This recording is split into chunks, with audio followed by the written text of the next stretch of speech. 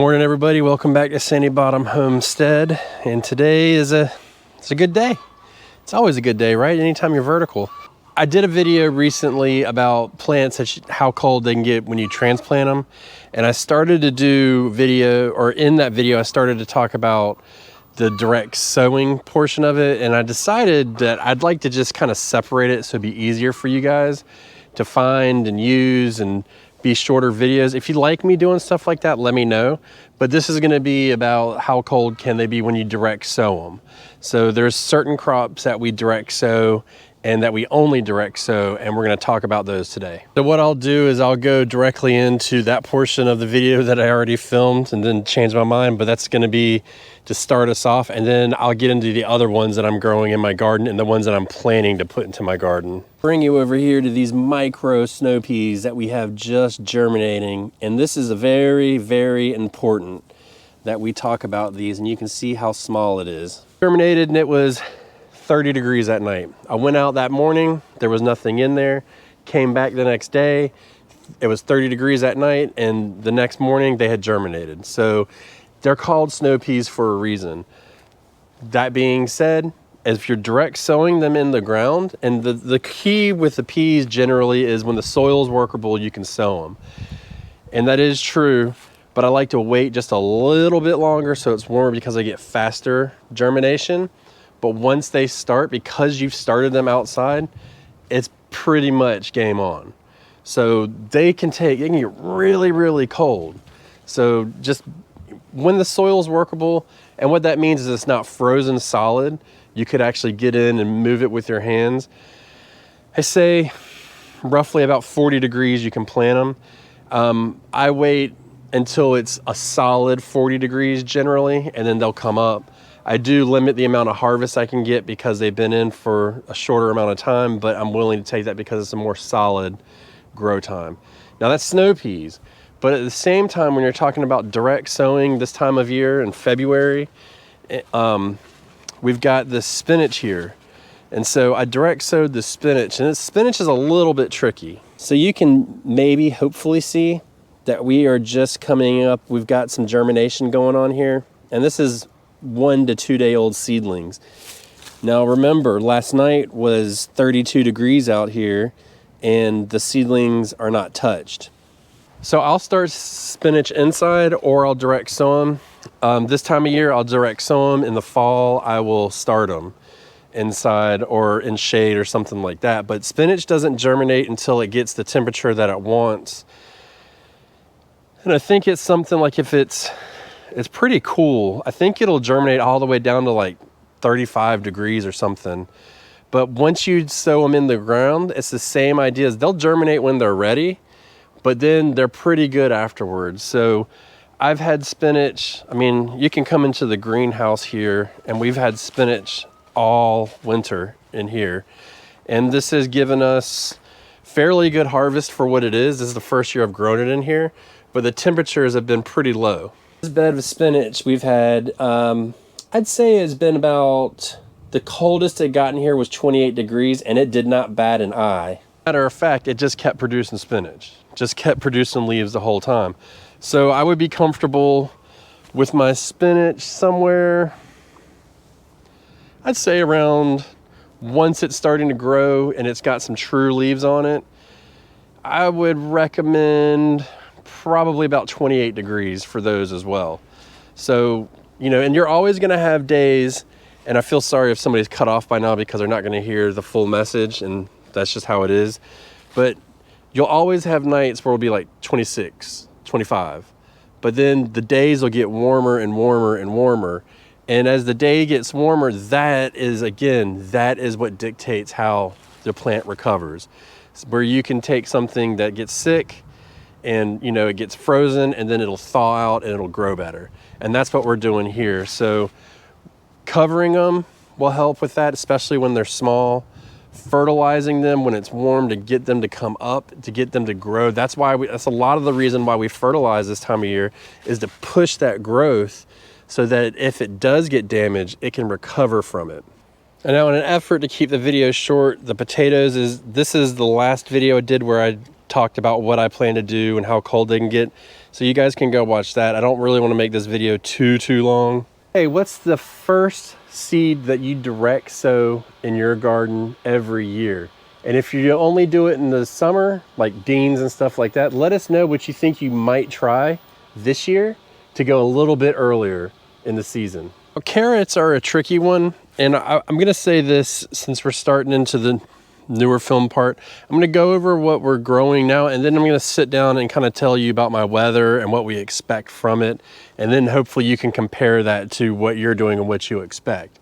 But we've got this bed of carrots here, and we've got two things going on. So one thing is this half of the bed we sowed in the spring, or not the spring, the fall, excuse me. So we're gonna get these harvested way earlier. They kind of stunt and then they'll re-pick up based on our weather. But you can see that they are doing, you know, they're growing, I guess. And then all the blank spot, it's all planted carrots at different times. So we came back in and we planted 2 rows here. And then we came back, and I believe I did 2 rows here a couple weeks later. And you can see that they are starting to germinate across the board. So we should be getting more and more carrot germination coming up here shortly. Carrots they're a fun one to grow. And there again, they don't like to germinate when it's too hot. So, you know, I think anything above like 80 degrees-ish, they will kind of stop germinating. And then too low, and they'll germinate at like, I think it's like 40, 45 degrees maybe. But what they do is they will germinate real slow. I mean, I'm talking about like a 21-day germination time, which is absolutely crazy. So what we did is we actually, in the first one we sowed, we went ahead and covered them and let that soil warm up during the day, and that really kicked it off. We got germination in, I think, 10 days off the first round. And then the second round, we did not do any of that for. We just let them grow, and it was already a little bit warmer out. So it worked out to that they would grow. But remember what I said, when you direct sow stuff, it's already acclimated to the weather. So it's had, you know, these seeds have been out in 26 degrees, 28 degrees, 75 degrees already, back down to 32 last night, and it was 32 last night again, and it's just still starting to grow. So it's not really affecting it, but it does slow it down. Now, as far as the plant itself goes, we left these in the ground and 16 degrees and we didn't cover them, but they were a little bit more established. So I'm gonna be right on the cusp here and say like 26 to 28 degrees as long as they're growing. But I would still probably give it a little bit of protection because it'll speed up that process. I don't care what the seed packet says. You don't get 72-day seed to harvest. It never happens. I get like 100, 110. So anything I can do to kind of speed that up, I'll definitely take advantage of. Next one I don't have planted yet, but I do have plans to plant it. And we're gonna put around these cabbages here, we're gonna put some in this pot, and then we'll come over to this pot and we're gonna do the same thing. It's planted the same, it's got 2 cabbages in it. We just really had extras. I wanted to see how it'd grow. And then we've got a pot over here that we're gonna put in. And this is gonna be radishes. But in the radishes, I'm also gonna lump in kohlrabi, turnips, radishes, and rutabaga. So you can lump all of those together. They grow very, very similar. And what we do is, for instance, we planted radishes in this pot this fall, and we went ahead and put spinach in it. For some reason, I'm on a spinach growing kick, if you can't tell. I really want to get a lot of spinach. So we're spreading it out and doing what we can. But like here, we'll do radishes, and it looks like in these pots we have extra room. So what I'll probably do is come around and put radishes around them. But they can get pretty cold. Now radishes, the difference, and I'm gonna go in order from seed to harvest time. So the smallest to the longest time. In the group I gave you, it's radishes, turnips, kohlrabi, and then rutabaga. So it goes in that order. Radishes, I mean, you can get a harvest in like a month. You know, we fertilized them pretty heavy this year to see what it did, and we got big fat radishes. So we're gonna do that again. Now, it needs to be a little bit warm not warm, but it needs to be above freezing for them to grow, to germinate. But then once you direct sow them and they start to germinate, they can get below freezing as well. So we're talking, you're gonna see a trend here with a lot of this, but I'm gonna say about 28 degrees without cover. Once you put cover on them, I've done it well low into like a 24-degree range. Probably even lower, it's just the lowest I can get. But that cover really helps to keep the frost off, and then it allows it to kind of warm up quicker, and then it really speeds up the growth rate at the same time. Now with all these direct sown crops, we've got to remember two things.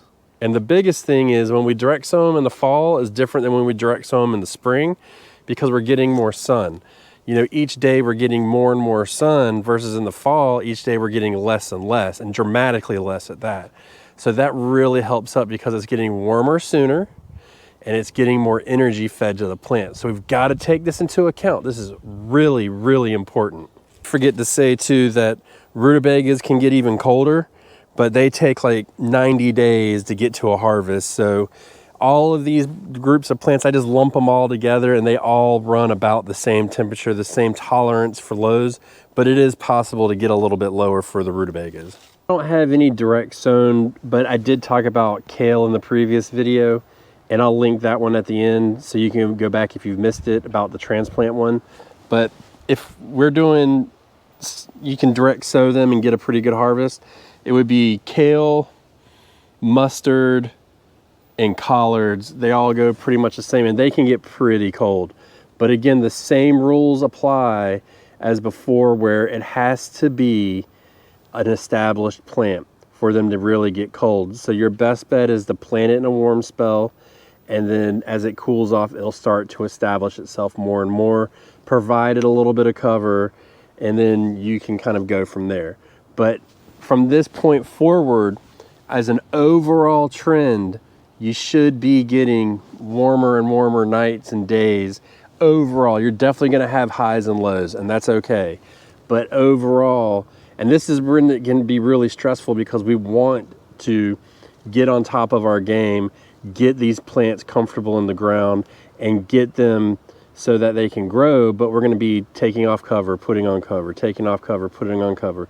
But that's the name of the game if you wanna be like a really active grower and really kind of break the rule books about when things can grow, right? I mean, we've gotta use our knowledge and our technology to our advantage in this, and it really does pay off. So if you remember, if you've been with the channel long enough, but we had, for most of the winter, we had lettuce in this bed, and this lettuce had lasted through 24-degree nights, which I was surprised about. Usually my cutoff is about 26, but I was surprised that at 24, we really started to get some burn on the leaves, and just a little bit, but we didn't have a lot of frost that night, and that's really important. I just said that in the other video because a lot of times we're not direct sowing lettuce, even though it's completely possible and it's a very good method. It's the same idea though. This time of year, you're going to get to where you can have it grow and start it early and direct sow it, and it will grow and it will be hardier because it is used to it. I don't do that just because I like starting seeds inside. And the other problem is with lettuce seeds, they tend, if you keep them wet, which right now you're probably getting a lot of, like, you've probably gotten snow melt, you're getting spring rains, you're getting all these things that come up, and it's gonna cause the seed to rot if it stays too wet. So it's just a little bit of a safety measure. But if you're direct sowing them, same thing, they can get pretty cold, and it's surprising, but they are on the more tender edge. So I'd say this time of year, freshly planted in the ground, I would give a established, well hardened off plant or a direct sowed seed. I would actually treat them the same and give them about 28 degrees, maybe 29 before I would add cover. And to be honest, if it wasn't really established well and starting to give some good growth, I'd probably keep it covered. So that's just kind of my thought process behind it. I would rather be safe than sorry. So looking at the garden, you can see that it's all planted and everything is going in the right direction for now. And spring is on its way.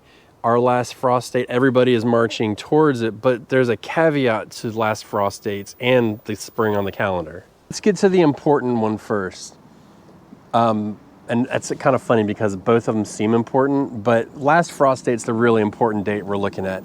Spring calendar date doesn't mean a hill of beans. A lot of people are still getting frost around then, but your last frost date does not mean that there is a switch that goes off and you automatically don't get another frost or you don't get cold anymore.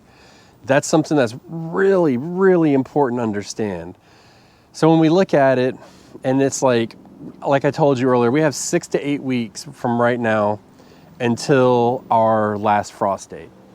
And for the next 10 days, we're actually not supposed to get below freezing. I think we will get at like 32 a couple times.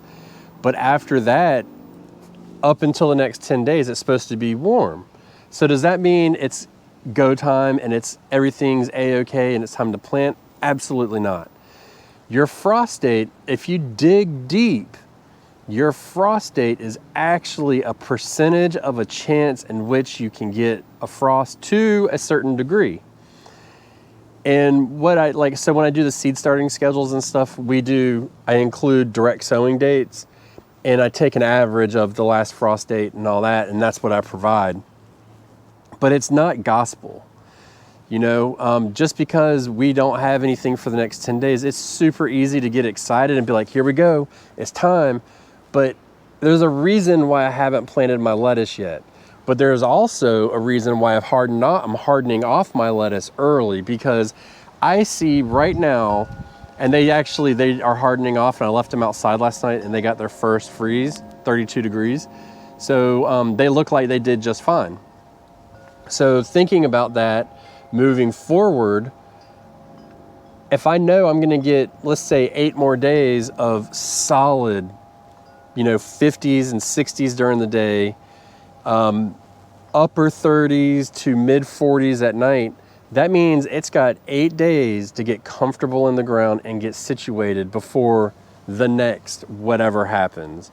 And I know a lot of people have dealt with some snow and stuff like that, and it can be an uphill battle, but thinking about it moving forward, that's what you gotta look out for. You've gotta understand your frost date is not a switch.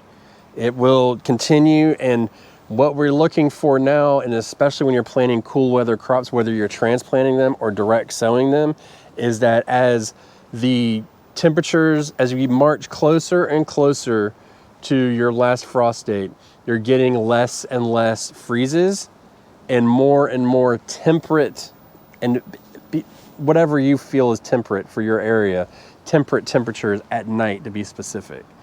So just think about that in the process. Now, for the word spring. Spring, I believe, is March 21st. I could be wrong, and there's a reason why I could be wrong, because I don't give a crap about the first day of spring. It doesn't mean anything. Not for what we do. It means absolutely nothing. If you look at our garden, technically spring's already started. And your spring could technically already start earlier. It's just a date on a calendar that denotes the position of the earth in the orbit around the sun and all that stuff. It has nothing to do with gardening. It's just like a fantasyful, ooh, that sounded weird. We're gonna go with it though. Date to go by and to kind of mark on your calendars. All of this is hopefully helping you understand how early you can really plant and let you start putting the pieces of the puzzle together for yourself. That is my goal here. I've got, what, at the time of this recording, like 9,000 subscribers or something. I would hope that we have 9,000 people sticking a plant in the ground earlier this year.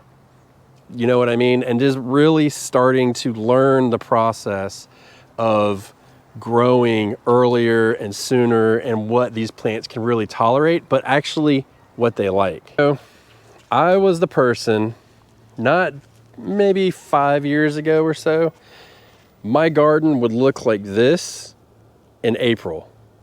And now we're in February. I know you're watching this in March, but we're still in February. And this is what my garden looks like. We're harvesting kale. We're harvesting Brussels sprouts. We're harvesting cabbage. We're getting spinach, growing and setting stuff on faster and faster. And this is all because we took this chance. And you're gonna have failures, but you're also gonna have wins. And what you're gonna learn is you're gonna learn the power of nature and what has been provided and really when things should grow. So I'm going to say it again, and then I'm going to keep saying it. You should never, ever, ever, ever be planting a cabbage and a tomato at the same time. You should be harvesting your cabbage before you get your tomato. Goodbye.